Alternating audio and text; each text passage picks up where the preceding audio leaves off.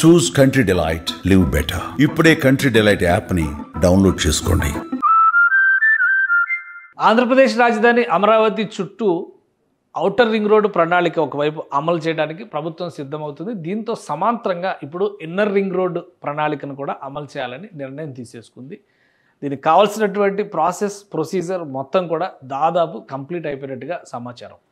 APCRDA దీని మీద స్పెషల్గా వర్క్ చేస్తుంది.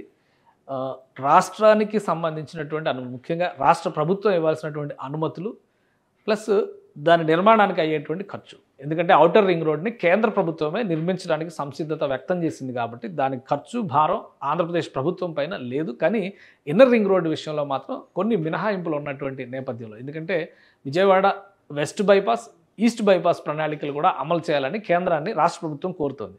సో ఇది జరిగేటువంటి సమయంలో మళ్ళీ ఇన్నర్ రింగ్ రోడ్డు ప్రపోజల్ని యాక్సెప్ట్ చేయకపోవచ్చు అని అందరూ భావించారు. కానీ అమరావతి మాస్టర్ ప్లాన్ ప్రకారం చూసినా 2016 నుంచి 2018 మధ్య ఇన్నర్ రింగ్ రోడ్డుకు సంబంధించినటువంటి ప్రణాళికలను చూసినా దానిపైన జరిగినటువంటి సమగ్ర అధ్యయనాలు, రూట్ మ్యాపింగ్, వీటన్నిటి అంశాలని దృష్టిలో పెట్టుకొని చూస్తే కనుక ఖచ్చితంగా ఇన్నర్ రింగ్ రోడ్ కూడా డెవలప్ చేయాలని ఆంధ్రప్రదేశ్ ప్రభుత్వం సంకల్పించింది. ఈ క్రమంలోనే సిఆర్డీఏకి స్పెషల్గా బాధ్యతలు ఇప్పించింది. ఇప్పుడు బిల్డ్ ఆపరేట్ ట్రాన్స్ఫర్ అంటే బీఓటీ మోడల్లో ఇన్నర్ రింగ్ రోడ్ని పూర్తిగా ప్రైవేటు భాగస్వామ్యంలో కేవలం ప్రభుత్వం భూసేకరణ జరిపి ప్రైవేటు నిర్మాణ సంస్థకి అప్పగిస్తుంది. ఆ నిర్మాణ సంస్థ ఇన్నర్ రింగ్ రోడ్ నిర్మాణ ప్రక్రియ మొత్తాన్ని కూడా తన బాధ్యతగా తీసుకుని ఇన్వెస్ట్మెంట్ కూడా ఆ సంస్థే పెట్టడం ద్వారా ఇన్నర్ రింగ్ రోడ్ నిర్మిస్తుంది అనేది ప్రాథమికంగా వస్తున్నటువంటి సమాచారం. రాబోయేటువంటి 3 నెలల్లో దీనికి సంబంధించి టెండర్లను కూడా కంప్లీట్ చేసేందుకు కావాల్సినటువంటి కసరత్తుని ఏపీసీఆర్డీఏ కంప్లీట్ చేసినట్టుగా సమాచారం ఉంది. అసలు ఇన్నర్ రింగ్ రోడ్డు స్వరూపం ఏంటి, వస్తే కలిగే ప్రయోజనాలు ఏంటి, అవసరం లేదు అంటున్నటువంటి వాళ్ళకి చెప్పాల్సిన సమాధానం ఏంటి, ఒకసారి విశ్లేషించేటువంటి ప్రయత్నం చేద్దాం. ఇది ఇన్నర్ రింగ్ రోడ్డుకి సంబంధించి ఆంధ్రప్రదేశ్ ప్రభుత్వం అప్పట్లో రిలీజ్ చేసినటువంటి మ్యాప్. ఇంకో విషయం గుర్తుపెట్టుకోవాల్సింది ఏంటంటే 2017-18 సమయంలోనే దాదాపు ఈ ప్రక్రియ మొత్తం పూర్తి చేసి భూసేకరణకు కావాల్సినటువంటి గెజిట్ నోటిఫికేషన్ కూడా ఆంధ్రప్రదేశ్ ప్రభుత్వం రిలీజ్ చేసింది. సో ఒకసారి గెజిట్ నోటిఫికేషన్ రిలీజ్ చేసిన తర్వాత క్యాన్సిలేషన్ జరిగినటువంటి దాఖలాలు ఏవి కూడా లేవు. అంటే జగన్మోహన్ రెడ్డి ప్రభుత్వం 2019 నుంచి 2024 మధ్య అమరావతి నిర్మాణాన్ని పడుకోబెట్టేసింది. కానీ అమరావతికి కావాల్సినటువంటి లేదా ఆ చుట్టుపక్కల ప్రాంతాలకు కావాల్సినటువంటి ఇన్ఫ్రాస్ట్రక్చర్ విషయంలో కూడా ఎలాంటి చర్యలు తీసుకోలేదు. గత ప్రభుత్వం ఇచ్చినటువంటి వాటిని రద్దు చేసేటువంటి ప్రయత్నాలు కూడా చేయలేదు. కాబట్టి మరొకసారి ఈ ఏడాది కాలంలో కూటమి ప్రభుత్వం అధికారంలోకి వచ్చినటువంటి ఏడాది కాలంలో సిఆర్డీఏ జరిపినటువంటి ప్రాథమిక అధ్యయనాలు, ఆ రూట్ మ్యాప్లో వచ్చినటువంటి ఇతర అవాంతరాలు, ఈ 5 ఏళ్లుగా జరిగినటువంటి నిర్మాణాలు కానీ వీటన్నిటిని కూడా సమగ్ర అధ్యయనం చేయడం ద్వారా ఇన్నర్ రింగ్ రోడ్డుకి యథాతథంగా మళ్ళీ ముందడుగు వేయొచ్చు అనేటువంటి క్లారిటీ ఏపీసీఆర్డీఏ ఇచ్చేసింది. సో దాంతో ఆంధ్రప్రదేశ్ ప్రభుత్వం కూడా గో అహెడ్ చెప్పేసినట్టుగా సమాచారం ఉంది.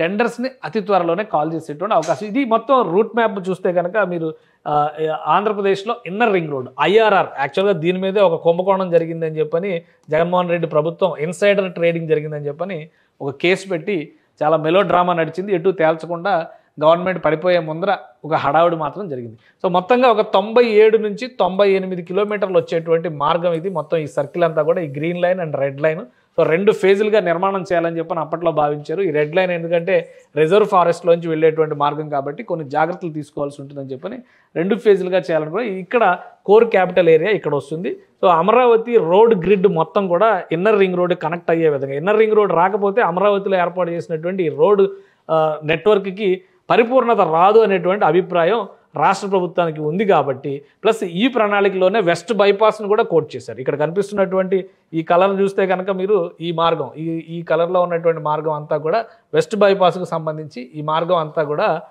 Vijayawada west bypass almost complete అయిపోయింది. ఇది రెడీ టు ఓపెన్ ఉంది. సో ఈస్ట్ బైపాస్ ప్లాన్ కూడా ఉంది. కాబట్టి వెస్ట్ బైపాస్ వచ్చినా కానీ ఇన్నర్ రింగ్ రోడ్కి ఎలాంటి అవాంతరం ఉండదు అనేటువంటి అభిప్రాయంతో ఆంధ్రప్రదేశ్ ప్రభుత్వం అప్పట్లో ఈ డిజైన్ రూపొందించింది.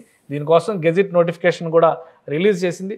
సో ఇదే యాజ్ ఇట్ ఈజ్గా అమలు చేయాలని చెప్పని రాష్ట్ర ప్రభుత్వం నిర్ణయించినట్టుగా ఒక సమాచారం వస్తుంది. అసలు చూద్దాం మనం.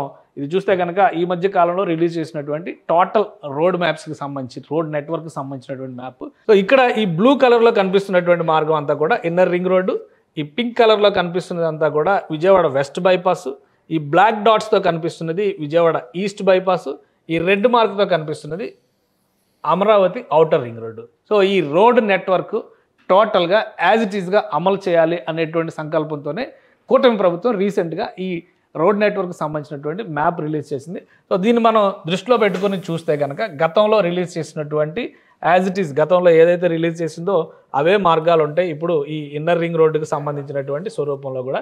కాబట్టి ఇన్నర్ రింగ్ రోడ్డుని అమలు చేసేటువంటి బాధ్యత ఏపీసీఆర్డీఏకి రాష్ట్ర ప్రభుత్వం ఇచ్చింది. ఏపీసీఆర్డీఏ తీసుకున్నటువంటి ఈ బాధ్యత ప్రకారం చూస్తే 2018లో రిలీజ్ చేసినటువంటి నోటిఫికేషన్ కూడా ఒకసారి మనం చూడాల్సి ఉంటుంది. ఒక సమగ్రమైనటువంటి నోటిఫికేషన్ రిలీజ్ చేసింది సిఆర్డీఏ. దీనికి సంబంధించినటువంటి అన్ని అంశాలని ఇన్నర్ రింగ్ రోడ్డుకు సంబంధించినటువంటి సమగ్ర స్వరూపం ఇది.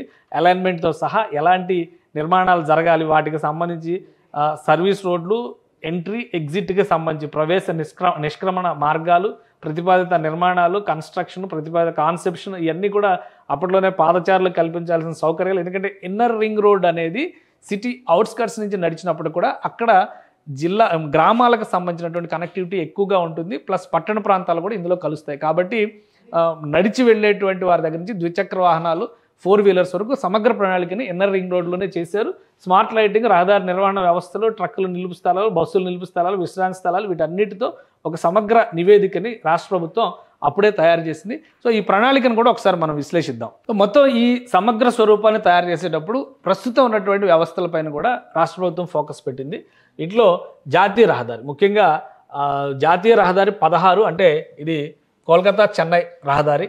అలానే జాతీయ రహదారి 65, ఈ ఓల్డ్ నెంబర్స్ చూస్తే 9, 5 వస్తాయి. సో ఇది మచిలీపట్నం పూణే రహదారి, అంటే హైదరాబాద్ కనెక్ట్ అయ్యేది కూడా, విజయవాడ హైదరాబాద్ని కనెక్ట్ చేసేది కూడా ఈ రహదారే.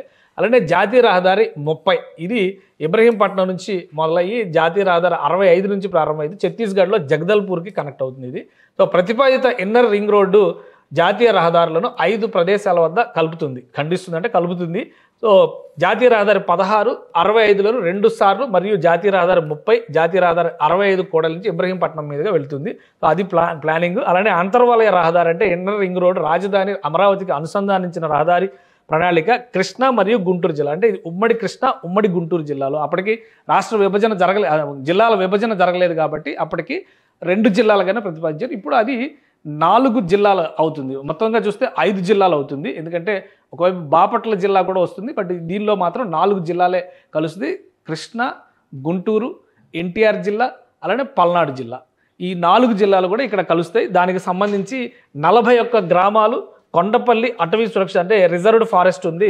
సో అందులో కూడా కొంత భూభాగాన్ని ఇన్నర్ రింగ్ రోడ్ కోసం సేకరించాల్సినటువంటి అవసరం ఉందని చెప్పని రాష్ట్ర ప్రభుత్వం అప్పట్లోనే ఈ ఐఆర్ఆర్కి సంబంధించినటువంటి ప్రాతిపదికని యాక్సెప్ట్ చేసింది. ఇది ఐఆర్ఆర్కి సంబంధించినటువంటి గ్రామాలు ఏమేమి వస్తాయి అనేటువంటి లిస్టు మనం చూస్తే కనుక గుంటూరు జిల్లాలో ఉన్నటువంటి గ్రామాలు అనంతవరం, చినకాకాని, చినవడ్లపూడి, ఎండ్రాయి, హరిశ్చంద్రపురం, కంతేరు, కర్లపూడి, కాజా, మోతడక, నూతక్కి, పెదపరిమి, పెదవడ్లపూడి, రామచంద్రపురం, తాడికొండ, తుమ్మపూడి, వడ్డమాను, వైకుంఠపురం. సో ఇది ఓల్డ్ ప్లాన్ యాజ్ ఇట్ ఈస్గా ఇంప్లిమెంట్ చేయబోతున్నారు. వైకుంఠపురం వరకు కూడా ఈ 17 ప్రాంతాలు కూడా గుంటూరు జిల్లా, ఉమ్మడి గుంటూరు జిల్లా పరిధిలోకి వచ్చేటువంటి ప్రాంతాలు. అలానే ఉమ్మడి కృష్ణా జిల్లా పరిధిలోకి వచ్చేవి చోడవరం, దాములూరు, దోనే ఆత్కూరు, అలానే గంగూరు, ఇబ్రహీంపట్నం, జూపూడి, కవులూరు, కేతనకొండ, కొండపల్లి, కొత్తూరు, కొటికలపూడి, నవిపోతవరం, నిడమానూరు, నున్న, పాతపాడు, పెనమలూరు, పోరంకి, రామచంద్రపురం, సవరిగూడెం, తాడేపల్లి, త్రిలోచనాపురం, వెదురుపావులూరు, వెలగలేరు, జామి మాచివరం, కొండపల్లి అటవీ సురక్షిత ప్రాంతం. సో ఈ ప్రాంతాల్లో భూసేకరణకి సంబంధించినటువంటి అన్ని ప్రాసెస్లు కూడా కంప్లీట్ చేసి రెడీగా పెట్టింది. ఒకసారి వర్క్స్కి టెండర్స్ కనుక పిలవడం మొదలు పెడితే ఆయా ప్రాంతాల్లో ఇచ్చేటువంటి ప్యాకేజీలు సెలెక్ట్ చేసినటువంటి సంస్థలు ఒకే సంస్థకి ఇస్తుందా, ఒక కన్సార్షియంకి ఇస్తుందా, లేదా కొన్ని గ్రూప్ ఆఫ్ కంపెనీస్కి విభజించి ఇస్తుందా అనే దాని మీద ఇంకా క్లారిటీ రావాల్సి ఉంది. కానీ అంతర్గతంగా జరిగినటువంటి ప్రాసెస్లో మాత్రం ఏపీసీఆర్డీ దీనిపైన ఒక క్లారిటీతో ఉంది కాబట్టే ఈ అలైన్మెంట్లకు సంబంధించి అంశం పైన చాలా స్పష్టత వచ్చింది కాబట్టి నిర్మాణాన్ని ముందుకు తీసుకెళ్లాలనేటువంటి అంశం పైన క్లారిటీ వచ్చింది. 3 నెలల్లో ఈ టెండర్స్ ప్రాసెస్ కూడా కంప్లీట్ చేయాలని చెప్పని భావిస్తుంది. అలానే ఈ నిర్మాణాన్ని, ఎందుకంటే ఔటర్ రింగ్ రోడ్డుని, అమరావతి ఔటర్ రింగ్ రోడ్డుని 140 అడుగుల విశాలంగా అంటే 12 వరుసల రహదారి తరహాలో నిర్మించాలని చెప్పని రాష్ట్ర ప్రభుత్వం భావిస్తుంది. మరి ఇన్నర్ రింగ్ రోడ్ సైజ్ ఏ విధంగా ఉంటుంది అది కూడా ఒకసారి విశ్లేషిద్దాం మనం. ఇన్నర్ రింగ్ రోడ్డుకి సంబంధించి అప్పట్లోనే ఇచ్చినటువంటి డ్రాఫ్ట్లో క్లారిటీ ఇచ్చారు. ఇదే అంశానికి గెజిట్ కూడా అప్పుడు రాష్ట్ర ప్రభుత్వం రిలీజ్ చేసింది. దీన్ని ఒకసారి మనం పరిశీలించి చూస్తే కనుక మొత్తం 96.6 కిలోమీటర్ల పొడవైనటువంటి రహదారిని ప్రతిపాదిస్తుంది ఐఆర్ఆర్ కింద. 96 అంటే 97 కిలోమీటర్లు అంచనాగా వేసుకుని చూస్తే కనుక 75 మీటర్ల పొడవు ఉంటుంది, అంటే వెడల్పు ఉంటుంది. సో ఇప్పుడు ఔటర్ రింగ్ రోడ్డు దీనికి డబల్ ఉంటుంది, ఎందుకంటే 140 మీటర్లు అడిగింది రాష్ట్ర ప్రభుత్వం, దానికి మంజూరు కూడా చేసింది, కేంద్ర ప్రభుత్వం కూడా క్లియరెన్స్ ఇచ్చింది కాబట్టి 130 దాకా క్లియరెన్స్ ఇచ్చినట్టుగా ఉంది. అలానే రాజధాని పరిధి నుంచి అంతర్వలయ రహదారి అనుసంధానించిన 27 రహదారుల పొడవు 91.16 కిలోమీటర్స్. అంటే ఇవి రాజధాని మాస్టర్ ప్లాన్లో చూపించినటువంటి మార్గాలు కొన్ని ఎక్స్టెండ్ చేసి చూపించాలని చెప్పని రాష్ట్ర ప్రభుత్వం డిసైడ్ చేసింది. అప్పట్లోనే ఈ ప్రణాళికను పెట్టింది. అంటే ఈ మార్గాలన్నింటినీ కూడా, ఈ ఎక్స్టెండ్ చేసేటువంటి మార్గాలన్నీ కూడా, ఈ మార్గాలన్నీ దీన్ని కలిపేటు ఇన్నర్ రింగ్ రోడ్డు కలపడానికి వచ్చేటువంటి ఈ మార్గాలన్నిటి డిస్టెన్స్ చూస్తే కనుక 91.16 కిలోమీటర్లు వస్తుంది ఈ మార్గాలే. సో ఇది ఈ మిగతా మొత్తం మార్గం చూస్తే కనుక 96 కిలోమీటర్లు వస్తుంది. సో దాన్ని దృష్టిలో పెట్టుకొని రాష్ట్ర ప్రభుత్వం ఇప్పుడు ఒక లెక్క ఇప్పుడు అమలు చేసేటువంటి ప్రయత్నం చేయబోతోంది. దీనిలో జరిగేటువంటి మార్పులు చేర్పులు ఏ విధంగా ఉండొచ్చు, అలానే సిఆర్డిఏ ఇచ్చినటువంటి డేటా ప్రకారం కనుక చూస్తే కనుక గతంలోనే 2018లోనే దీనికి సంబంధించినటువంటి ప్రతిపాదనని సిఆర్డిఏ ఆమోదించింది, రాష్ట్ర ప్రభుత్వం క్లియరెన్స్ ఇచ్చింది, దానికి సంబంధించి గెజిట్ నోటిఫికేషన్ కూడా రిలీజ్ చేశారు. సో ఇది మొదటి దశ, రెండో దశ, 2 దశలుగా దీన్ని మొదలు పెట్టాలని చెప్పని అనుకున్నారు. మొదటి దశలో చూస్తే కనుక జాతీయ రహదారి 65 అంటే హైదరాబాద్ జాతీయ రహదారి నుంచి మొదలుపెట్టి 16వ బైపాస్ వరకు, 16వ జాతీయ రహదారి బైపాస్ వరకు చిన్నకాకాని మీదుగా 68 కిలోమీటర్ల స్ట్రెచ్ ఒకటి 68 కిలోమీటర్లు ఉంటుంది. అంటే ఆ గ్రీన్ లైన్ కనిపిస్తుంది కదా ఇందాక చూసిన దానిలో, మనం మొత్తం 68 కిలోమీటర్లు ఒకే దశ కింద చేయాలి. రెండో దశ చూస్తే కనుక 28 కిలోమీటర్లు వస్తుంది. ఇది జాతీయ రహదారి సేమ్ వెదురుపావులూరు నుంచి మొదలుపెట్టి కొండపల్లి మీదుగా, అంటే ఇక్కడ అంతా కూడా ఫారెస్ట్ వస్తుంది కాబట్టి ఆ ఫారెస్ట్లోంచి జరిగేది ఒక 28 కిలోమీటర్ల స్ట్రెచ్ విడిగా చేయాలని చెప్పని రాష్ట్ర ప్రభుత్వం భావించింది. సో దాదాపు అదే ప్యాకేజీ, అదే స్టైల్ ఇప్పుడు కంటిన్యూ అయ్యేటువంటి అవకాశాలు ఉన్నాయి. టెండర్స్లో ఇంకా క్లియర్ పిక్చర్ వచ్చేస్తుంది. సో ఇచ్చినటువంటి సర్వేలు దేనికి చేశారు ఏంటి, classified traffic volume count, turning movement, origin destination, axle load survey ఇవన్నీ చేసిన తర్వాతే రహదారి సైజుని, రహదారి వైశాల్యాన్ని కూడా డిసైడ్ చేశారు. సో దాని ప్రకారం ఇక్కడ చూస్తే కనుక రెండో దశ వెళ్ళేటువంటి మార్గమే కాంప్లికేటెడ్ మార్గం ఉంటుంది. 9 కిలోమీటర్ల పొడవు సురక్షిత అటవీ ప్రాంతం నుంచి వెళ్తుంది. 8 కిలోమీటర్ల పొడవులో ఇక్కడ సొరంగం తవ్వబోతున్నారు. సో అలాగే అమెరికా నున్న మరియు కొత్తూరు సమీపంలో 2 సార్లు పోలవరం కాలువను దాటుతుంది. అక్కడ భారీ బ్రిడ్జిలు కట్టాల్సి వస్తుంది కాబట్టి సో ఇది అధిక భాగం కొండ భాగంలో ఉన్నటువంటి అటవీ ప్రాంతం ద్వారా వెళ్తుంది. రెండో దశ ముసాయిదానేమో 15 గ్రామాల నుంచి వెళ్తుంది. మొదటి దశ ముసాయిదాకి సంబంధించి కూడా ఇక్కడ క్లారిటీ ఇచ్చారు. అది 28 గ్రామాల మీదుగా మొదటి దశ ముసాయిదా వెళ్తుంది. 68 కిలోమీటర్ల స్ట్రెచ్, ఇది 28 కిలోమీటర్ల స్ట్రెచ్. సో మొత్తం మ్యాప్ ఇది గ్రీన్ లైన్లో ఉన్నదంతా కూడా ఫస్ట్ ఫేజ్, సెకండ్ ఫేజ్లో తీసుకునేటువంటి ఇది. రెడ్ లైన్లో ఉన్నటువంటి మార్గం అంతా కూడా ఫస్ట్ ఫేజ్లో చేసేది. అంటే ఆల్మోస్ట్ 75% ఫస్ట్ ఫేజ్లోనే కంప్లీట్ చేయాలనేది ప్రణాళిక. మ్యాక్సిమం టైము 2 నుంచి 3 సంవత్సరాలు పెట్టేటువంటి అవకాశం ఉందని చెప్తున్నారు. సో ఒకవేళ అదే నిజమైతే కనుక వీలైనంత వేగంగా వీటికి సంబంధించినటువంటి ప్రణాళికని కంప్లీట్ చేసేందుకు రాష్ట్ర ప్రభుత్వం కసరత్తు చేస్తే 2030లో IRR 8 వరుసల రహదారి వ్యవస్థ అవసరం కాబట్టి దాన్ని దృష్టిలో పెట్టుకొని అప్పుడు ప్రణాళిక చేశారు. ఇప్పుడు ఇది కంప్లీట్ అయ్యేసరికి 2030 వచ్చేస్తుంది. కాబట్టి గత 5 ఏళ్ళు వృధా అయింది కాబట్టి ఈ 5 ఏళ్ల రికవరీని ఇప్పుడు రాష్ట్ర ప్రభుత్వం వీలైనంత వేగంగా చేయాలని చూస్తుంది. ఒకసారి ఈ వెహికల్ ట్రాఫిక్ సంబంధించి కూడా ఇందులో ప్రణాళికని అప్పుడే డిజైన్ చేశారు. అందులో ఏం మెన్షన్ చేశారో కూడా ఒకసారి విశ్లేషిద్దాం మనం. సో వెహికల్ ట్రాఫిక్ సంబంధించినటువంటి అంశాలు చూస్తే కనుక 75 మీటర్ల పొడవులో ఉండేటువంటి, వెడల్పులో ఉండేటువంటి మార్గాన్ని దీనిలో పాదచారుల కోసం, సర్వీస్ రోడ్ల కోసం, సెంట్రల్ అలైన్మెంట్లు, అలానే ప్లాంటేషన్ స్ట్రిప్స్, సైకిల్ వేస్ కూడా డిజైన్ చేశారు. ఆ డిజైన్ ఒకసారి మనం చూద్దాం. ఇది మెయిన్ క్యారేజ్ వేతో పాటు, అంటే మెయిన్ క్యారేజ్ వే 15 మీటర్ల వెడల్పు, ఇందులోనే 0.5 మీటర్లు, ఇవన్నీ కూడా టెక్నికల్ అంశాలు కాబట్టి మనం ఒక చిన్న డయాగ్రామ్ చూస్తే మొత్తం పిక్చర్ అంతా క్లియర్గా అర్థమైపోద్ది. ఏ విధంగా డిజైన్ చేస్తుంది రాష్ట్ర ప్రభుత్వం IRRకి సంబంధించి అనేది అర్థం చేసుకోవచ్చు. ఇది మెట్రో రైలు నిర్మించేటువంటి మార్గం వస్తే కూడా అక్కడ కొంత సదుపాయాలు కల్పించేందుకు అనువుగా ఇక్కడ డివైడర్లను కూడా, విశాలమైనటువంటి డివైడర్లని ప్లాన్ చేస్తూ ఉన్నారు మధ్యలో. సో ఇది ఒక సెంట్రల్ లైను, ఇవి వచ్చే వాహనాలు, ఇవి వెళ్ళే వాహనాలు. సో ఇవి ఇటు వచ్చే వాహనాలు, ఇవి వెళ్ళే వాహనాలు అనమాట. 8 వరుసల రహదారి ఉంటుంది. ఇక్కడ చూస్తే మిడిల్ లైన్స్ 8 వరుసల రహదారి ఉంటుంది. మధ్యలో ఒక సపరేషన్ డివైడరు, ఇక్కడ స్పేస్. వీటిని మెట్రో రైలు మార్గాలకు ఉపయోగించాలంటే కూడా ఒక ప్లాన్ చేయొచ్చని. అలానే సర్వీస్ రోడ్డు, 2 వరుసల సర్వీస్ రోడ్లు ప్లాన్ చేస్తారు. సైకిల్ ట్రాక్ సపరేట్గా ప్లాన్ చేస్తారు. మళ్ళీ ఫుట్పాత్, వాక్వేస్ ఇవన్నీ కూడా నడక మార్గాల కింద చూడాల్సి ఉంటుంది. మొత్తం కలిపి 75 మీటర్ల మార్గం కింద దీన్ని డిజైన్ చేశారు.